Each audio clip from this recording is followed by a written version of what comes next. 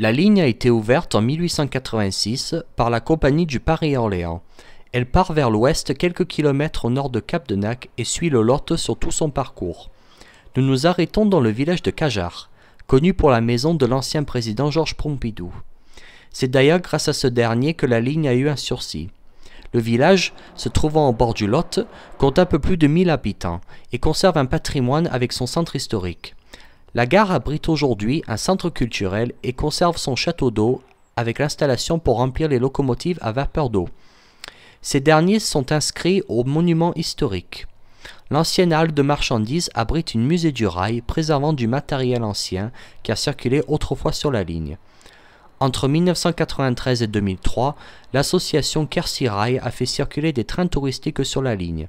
Malgré son succès, la SNCF leur a interdit de circuler en 2004 et depuis, ils militent pour le retour du train. Nous traversons ensuite le petit village de Saint-Martin-Loubaval.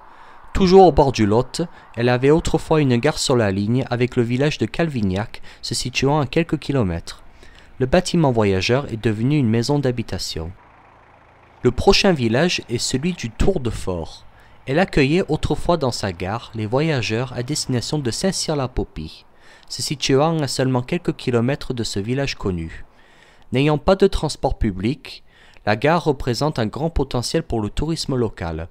Le village étant classé en tant qu'un des plus beaux villages de France, celui-ci vit grâce au tourisme.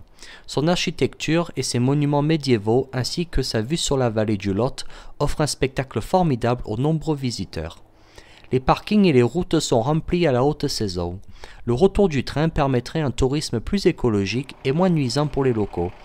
La nuit tombant doucement sur le village, il était temps pour nous de continuer notre route.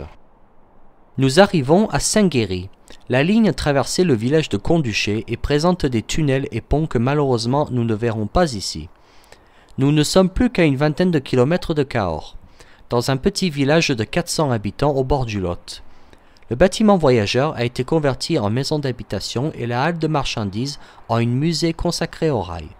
Celle-ci conserve des objets en rapport avec le patrimoine ferroviaire régional ainsi qu'une exposition de modélisme. Elle offre aussi une balade sur le petit train à vapeur.